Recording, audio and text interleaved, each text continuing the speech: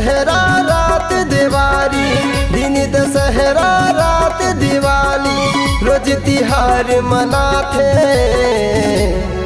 हे सतनामी समाज के बघवा पंथी गीत लगाते हैं। सतनामी समाज के बघवा पंथी गीत लगाते हैं। दिन दशहरा रात दिवाली, दिन दशहरा रात दिवाली, रोज तिहार मनाथे।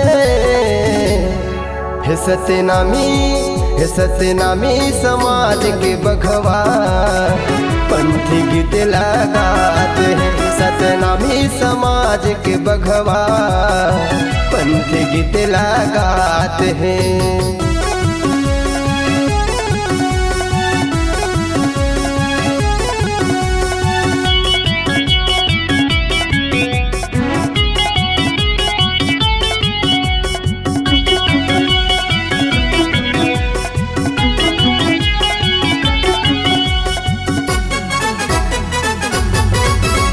छोटे बड़े सब संगवारी मिलके दिसंबर तिहार मनाथे। चौका आरती मंगल पंथी सब झंझुर मिलके गाते हैं।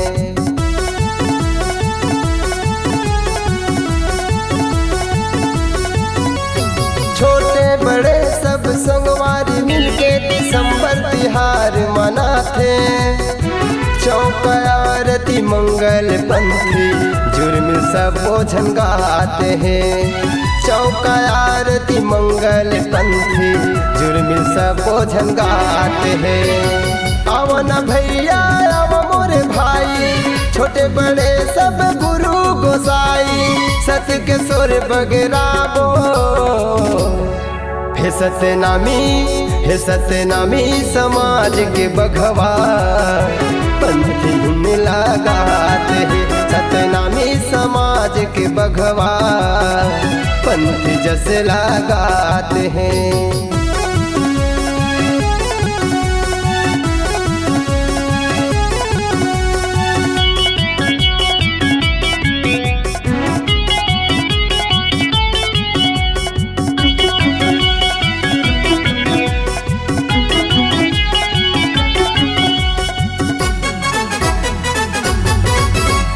अमर हवे खरसादा के झंडा, अमर हवे कहानी, छोटे बड़े सब सुन लोगा भैया दिलीप साहू के जुबानी।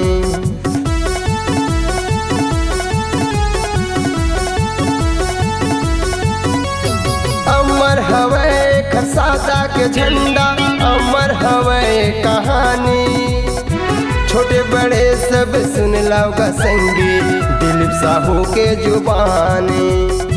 छोटे बड़े सब सुन लोगा भैया दिलीप साहू के जुबानी। मनो मनोता के धर्म निभावो, सत्य के रास्ता में सब जन जाबो, हाथ में हाथ मिलाबो।